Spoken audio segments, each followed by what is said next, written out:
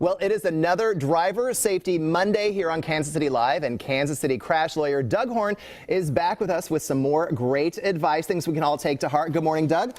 Okay, so distracted, reckless, speeding drivers, what is happening to the culture of driving? Well, I don't think there's any question. In the last decade, our driving culture has significantly changed. Drivers are more pressured. That leads to recklessness. And then you add in the distracted driving, the cell phone.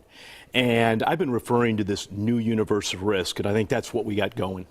Now, we have had some crazy winter weather. Would you say that that causes more dangerous driving? Oh, I don't think there's any question about it. And here's the root problem. We've all abandoned that defensive driving approach that we might have heard about when we were taking driver's education. Driving is a competitive activity now. Yes. And then you add in the snow and ice, and you have a recipe for disaster. How can we get people to be better drivers, simply put? Ultimately, I think we need to change drivers' approach to driving. Much easier to say that than to do that. One thing we need to do a better job about is alerting drivers to this new universe of risk. Because when drivers fully appreciate risk, they will change their habits and behaviors to protect themselves, their passengers, and others on the roadway. You are saying put the cell phone away. Don't even have it within reach. Just put it away, out of sight, out of mind.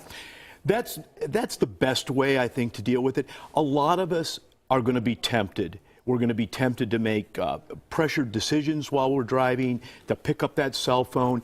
If you can't deal with that temptation, then the best way is to eliminate it. Indeed, you are preaching to the choir. Okay, now you encourage people to drive by example. So what is your goal with that?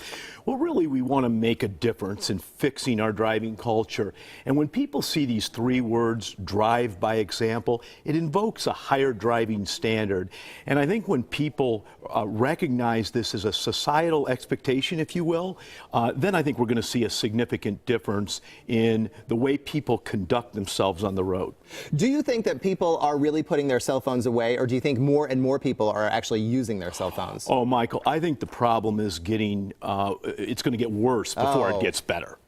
That is unfortunate. Okay, now, how can our viewers help? What can they do to help in this whole milieu?